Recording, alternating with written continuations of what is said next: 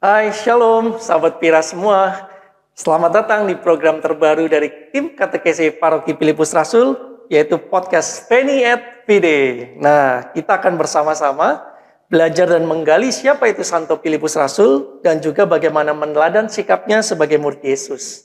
Nah, untuk podcast perdana kali ini akan dipandu oleh saya sebagai hostnya, yaitu Ronald, dan akan ditemani oleh dua narasumber yang luar biasa, yaitu Pak Doni Kusuma dan juga Pak Yosef Mua.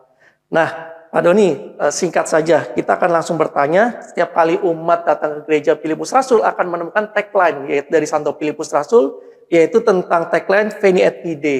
Nah, kira-kira apa sih Pak Doni arti daripada Veni et Vide? Dan kemudian kira-kira apa nih korelasinya dengan katekese, dengan semangatnya Santo Filipus Rasul tersebut? Ya, silakan. Baik, terima kasih Ronald. Jadi kata-kata Veni et Vide yang ada di gereja kita itu kan artinya datang dan lihatlah ya. Veni, venire, datang, vide, lihatlah. Tapi di dalam Injil itu biasanya ditulis terjemahannya mari dan lihatlah. Sebenarnya artinya sama, mengajak orang datang dan melihat. Nah, Veni et Vide ini adalah kata-kata dari Filipus kepada Nathanael. Jadi ketika dia bertemu dengan Nathanael, diajak untuk mengenal Yesus, tapi kemudian dia mengatakan, apakah ada yang besar dari Nazaret? Akhirnya kan atas ketidakpercayaan itu, Filipus mengatakan, yuk datang dan lihatlah, kenali sendiri. Nah, sebenarnya kata-kata Veni et Vide ini ada kaitannya dengan katekese umat, karena Filipus Rasul itu adalah salah satu dari murid pertama yang dipanggil Yesus, dan karena itu dia mengalami langsung perjumpaan dengan Yesus, dipanggil secara langsung, dan Filipus ini ketika dipanggil dia nggak banyak cari alasan, tetapi langsung ikut.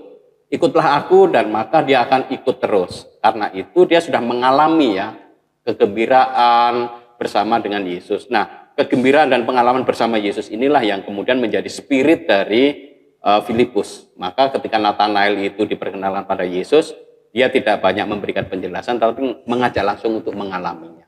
Nah, apa sih bagi kita ya kaitan dengan katekese ini? Pertama, kita perlu mengalami dulu hidup dengan Yesus, mengalami kegembiraan, supaya kita bisa memperkenalkan orang lain kepada Yesus.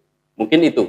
Oke, menarik ya dari apa yang disampaikan oleh Pak Doni tentang spiritualitas Santo Filipus Rasul. Nah, untuk di podcast pertama ini dari tema tentang katekese, kita akan mengambil satu bahasan, yaitu tentang pertanyaan yang paling mendasar yang seringkali ditanyakan oleh banyak orang tentang apa itu sih sebetulnya tujuan hidup manusia di dunia ini. Nah, mungkin narasumber kita yang kedua, Pak Yosef akan mencoba menjelaskan. Silakan, Pak Yosef. Terima kasih, Ronald. Baik, sahabat Piras yang sekasihi dalam Yesus Kristus. Pertanyaannya cukup menarik sekali, yaitu apakah tujuan hidup manusia di dunia? Saya akan coba menjawab sesuai dengan sumber buku Hidup Kekal. Tujuan hidup manusia di dunia adalah mengabdi dan mencintai Tuhan. Kita tahu bersama di zaman Nabi Musa sangat mencintai Tuhan. Karena itu Nabi Musa mengajak umat Israel untuk beribadah dan memuji Tuhan. Karena apa? Karena tanpa Allah maka kita akan binasa. Jadi dari saya jawabannya cukup, Ronald. Baik, terima kasih Pak Yosef untuk penjelasannya ya. Jadi ada poin yang menarik yang bisa kita garis bawahi ya, sahabat Pira semua, bahwa ternyata tujuan kita hidup di dunia esensinya adalah untuk mengabdi dan mencintai Allah. Nah, mungkin sahabat Piras, kita kembali kepada Pak Doni lagi karena kita pengen digging lebih dalam, explore lebih dalam. Kira-kira kalau contoh konkretnya itu seperti apa tuh Pak Doni, mengabdi dan mencintai Allah? Iya, Ronald, untuk mengabdi itu adalah sebuah tindakan ya. Mengabdi itu sebuah proses di mana kita memberikan diri, memberikan hidup kita pada sesuatu. Jadi kalau dalam konteks saya sebagai dosen ya, pengabdian saya mengabdi, tujuan hidup saya ya di universitas. Karena saya mengabdi di kampus. Jadi saya melakukan pekerjaan-pekerjaan di sana. Nah, sedangkan mencintai itu kan selalu relasi interpersonal ya, antara satu pribadi dengan pribadi yang lain. Maka mencintai Tuhan dalam konteks ini tentu saja kita perlu membangun hubungan pribadi dengan Tuhan. Membangun hubungan pribadi dengan Tuhan itu caranya banyak. kita bisa berdoa secara pribadi, ikut ke gereja, ikut kegiatan lingkungan, ikut kegiatan-kegiatan melaksanakan kegiatan sakramental, itu adalah mencintai. Jadi sebenarnya tujuan hidup manusia seperti ditanyakan tadi itu harus menjadi jawaban dari hidup kita. Hidup kita ini mau kemana sih? Kalau kita mau mengabdi, ya dalam konteks saya yakini bekerja di dalam hidup kita sesuai dengan spirit dan nilai-nilai Kristiani, sehingga nanti dengan pengabdian itu orang mengenal saya sebagai orang Katolik yang baik, sehingga mereka siapa tahu nanti tertarik menjadi orang Katolik karena bertemu dengan Pak Doni.